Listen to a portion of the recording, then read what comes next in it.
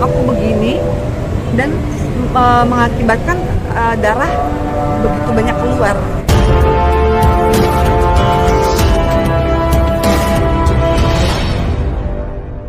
Yang menganiaya, melakukan penganiayaan terhadap diri saya adalah sahabat dekat saya. Dia mencoba memberitahukan saya bahwa jangan mengganggu rumah tangga orang.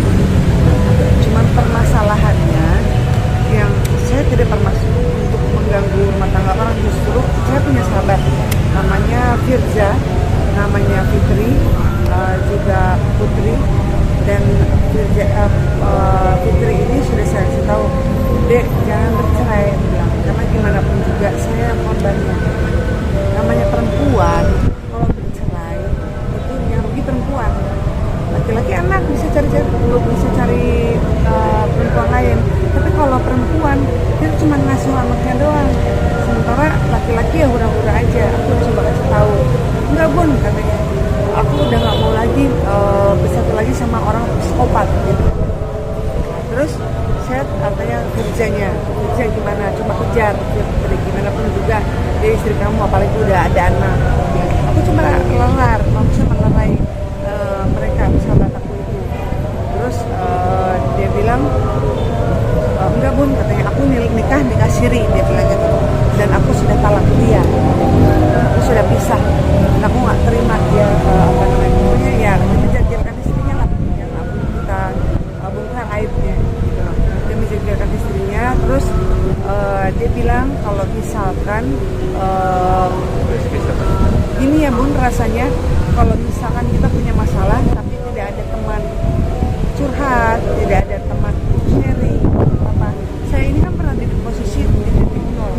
Saat saya sakit tidak ada satupun teman yang benar-benar mendampingi saya gitu loh. Terus lagi istilahnya menemani saya gitu loh, nengok saya. Saya merasakan itu, dan akhirnya pas saat saya ke Jakarta saya coba untuk ketemu dengan Firza. Dek, teteh di Jakarta, ya udah ayo kalau mau curhat nih, aku bilang gitu. Ngobrol, tiba-tiba di luar dugaan si Firza itu bilang kalau misalkan teh Bun, dia panggilnya aku Bunda. Bun, tahu nggak sebetulnya dari semenjak Firza ketemu sama Bunda itu Firza suka sama Bunda. Dia bilang begitu. Firza bilang kan jauh-jauh perasaan seperti itu, bilang. Karena gimana pun juga aku dekat sama Fitri itu, aku bilang Dek dengan pulang, aku langsung ke Fitrinya lagi nge-DM karena handphonenya disita semua sama Firza. Aku bilang sama Firza, sama Fitri, aku bilang dia dengan pulang, bilang Bun, nanti kalau Bunda udah nggak usah bahas lagi Firza, kalau Bunda main lagi di salah satu klub di Tangerang, kasih tahu aku, katanya aku pasti bakalan datang, kata Fitri gitu ya. Oke, dari situ aku mau menunjukkan bahwa aku sempat heran kenapa sih Fitri ini selalu menjelekkan suaminya gitu loh. Apa betul? Aku kan lebih kenal Fitri baru 1 tahun kan, sedangkan kenal Firza itu baru sudah 5 tahun gitu loh. Kenapa sih Fitri itu selalu menjelekkan suaminya gitu loh? Apakah suaminya itu betul benar-benar bisa dibilang buaya, suka main perempuan gitu loh?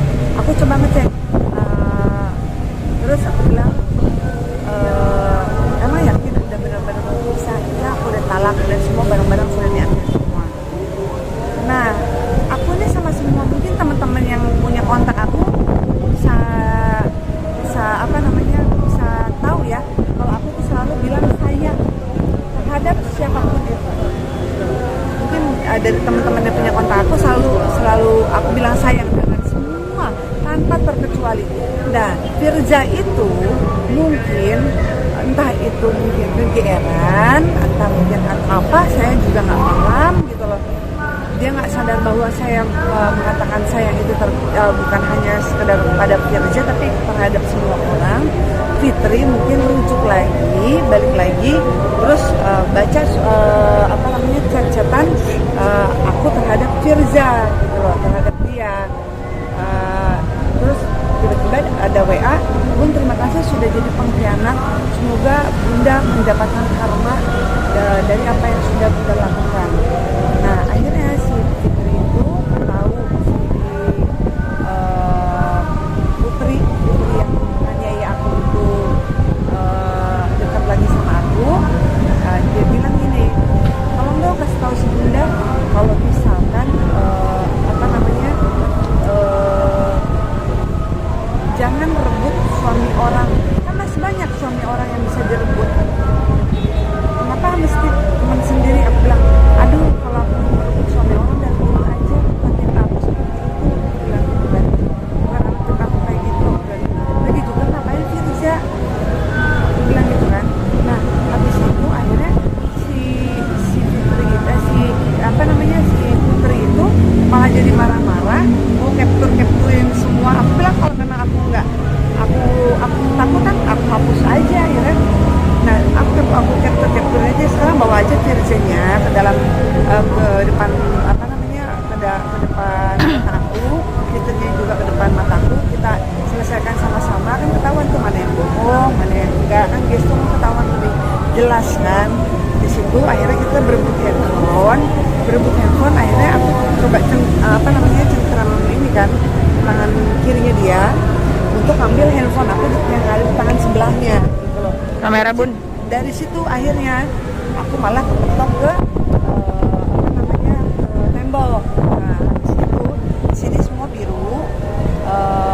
Terus gak lama kemudian sikut aku juga, kepala aku kebenjol, dan akhirnya karena aku mengidap bipolar, aku ini kan nggak bisa cemas terlalu atau khawatir terlalu tinggi kan. Kalau memang mengalami cemas ataupun khawatir yang terlalu tinggi, aku obat supaya reda gitu. Aku coba keluar, dia kejar keluar, dia coba cengkram aku dan malah melukai bibir aku, bawah bibir aku sampai keluar darah lainnya. Terus dia bilang, lu visum sana. Aku bilang, aku nggak terima ya, karena ini bukan kejadian pertama. Kejadian sebelumnya malah pernah dipukul sampai jedak. Dan dia setelah dia merasa bersalah, dia kompres aku dengan air dingin supaya menghilangkan jejak dan tidak visum ke kantor polisi gitu. Jadi bukan kejadian pertama ini gitu loh. Cuma kan kesabaran orang kan ada batasnya gitu loh. Walaupun dia teman baik, aku melihat bahwa kenapa aku tidak lapor polisi sebelumnya gitu loh. Bisa dibilang bodoh gitu loh. Ada penganiayaan tapi tidak laporan ke polisi. Karena aku melihat biasa orang gitu loh. Saat aku sakit, dia yang ada untuk nemenin aku gitu loh. Cuman permasalahannya kan ambang batas kesabaran orang kan ada gitu loh. Kalau terus-terusan ya bisa mati di tangan dia gitu loh. Ya nggak mungkin aku terus-terusan istilahnya harus pasrah dipukulin, jadi samsak dia gitu loh. Harus diam sabar, nggak mungkin gitu loh. Jadi akhirnya terus apalagi dia penantang, visum lu sana katanya, gue nggak ada takutnya katanya, undang semua wartawan sama lu katanya, gue nggak ada takutnya, nggak takut reputasi gue rusak apa segala rupa. Oh ya sudah, itu permintaan dia ya. Nanti usia kapan dan kejadiannya? Kejadiannya itu di apartemen aku di Kapiter Park itu di hari Minggu. Dan itu dia masih menanggapi kejadian ini kan juga mengalami stres. Pastilah stres, pasti ketakutan, pasti apalagi dalam awal kejadian ya. Kamera bun. Sangat-sangat ketakutan, makanya aku mengkonsumsi obat ketenangan supaya lebih tenang. Tapi ternyata penganiayaan tidak cukup di situ, sampai di situ kan ada anak aku umur 6 tahun dan juga 5 tahun gitu loh. Yang sangat disayangkan adalah di situ, dan aku dikunci dari dalam. Aku sempat teriak-teriak, abang, tolong abang ke lantai 1, aku bilang gitu. Panggilin security, bunda takut, aku bilang gitu. Tapi nggak ada bunda, kuncinya nggak ada, diumpetin baby gitu. Bun, itu jadi bunda dikeroyok berdua atau sendiri? Sendiri. Sama Fitri atau Firza? Sama Fitri sama Firza nggak ada. Jadi dia menyalahkan aku bahwa aku adalah perusak rumah tangga Fitri dan Firza gitu. Yang nggak habis pikirnya kenapa dia mesti ikut campur permasalahan Fitri dan Firza gitu loh. Ini siapanya? Atau hanya teman? Hanya teman. Bahkan aku bertujuan bawa Firza dan Fitri yang ke depan mata aku. sendiri tanpa harus ada ikut campur siapapun juga. Kalau dia disuruh sama kita. Wah, kalau soal itu aku nggak tahu. Tanya apa aja tuh bakal lepas. Saya sendiri lebam-lebam banyak banget di sini, terus di sikut juga. Gitu. Jadi kalau untuk ngangkat ini agak sakit, terus benjolan di kepala, terus ini sobek ya. Ini sih yang mengeluarkan darah banyak. Apa namanya? Bawah bibir ya, bawah bibir. Setelah itu apa namanya? Di kepala, kepala dari sini, kepala sini, dari najis. Ada berapa jahitan? Ada juga. Nggak ada sih yang bilang ada jahitan. Di sini laporannya pasal apa aja bang? Dilaporkan siapa? Laporannya pasal 351 aja. Ancaman hukumannya? Ancaman hukuman ya? Berapa tahun? Ancaman hukuman paling lama ya 2 tahun. Dan siapa aja terduga yang dilaporkan? Yang terduga terlapor yaitu inisial P. Hanya Bisa satu orang aja. dijelaskan pasal 351 apa ya? Penganiayaan. Penganiayaan kita jelasin memang klien kita kan di sini ya, terjadi adanya luka ringan, luka yang disebabkan oleh inisial P. Makanya hak hukum kami, klien kami kita buatkan laporan dan alhamdulillah dari Polres Jakarta Pusat menerima laporan ini dengan baik secara hukum dan hak-hak hukum klien kami tetap dijaga dan izin menyampaikan sebentar lagi kita mau visum dulu ya Kak. Paling kita bentar lagi bebas gitu. Kamu nanya ini kejadiannya di Jakarta Pusat apa di Bogor atau di mana? Jakarta Pusat Kak, Oh, kejadian di daerah? Salemba. Ya, Langsung dulu. Mungkin boleh diliatin bang, tadi ada foto-foto apa ya? Ini sebagai bukti bang apa aja bang? Yang nggak bisa diinin adalah ini ya sariawan. Jadi kayak bekas pergelangan. ya, Nggak bisa di. Agak atas bang. nah, Tahan.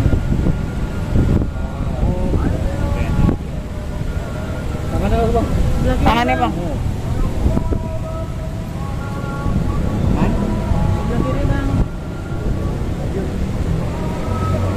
Oke.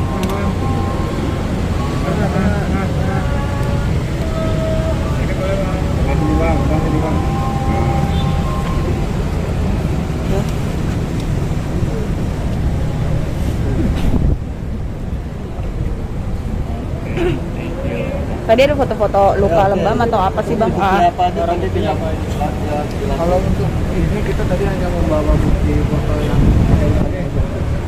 Yang bisa difoto ya, karena untuk bagian dalam kayak gusi itu kan ada yang apa namanya bengkak juga, tapi nggak bisa difoto kan. Nah, kalau bisa dilihat Fotonya tadi bang. foto-fotonya.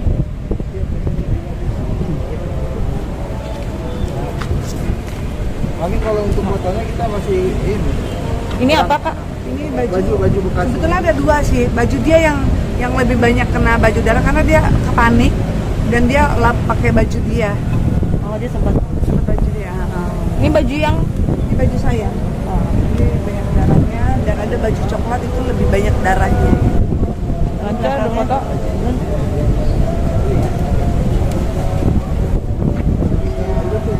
Ini bibir pada satu. Ini kenapa kak? Ini saat ditonjok ya bang? Iya. Dan juga pipi ya.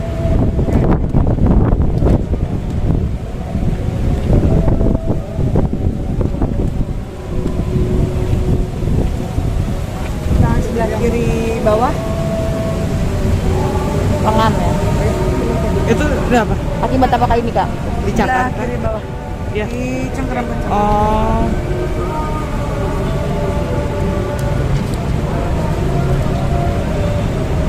Ini kenapa kak? Di bagian mata.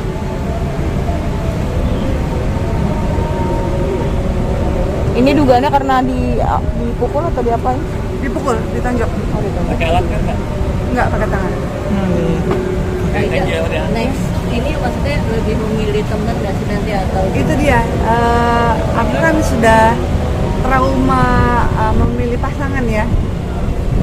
Kalau sekarang masih sih harus trauma lagi memilih teman gitu loh.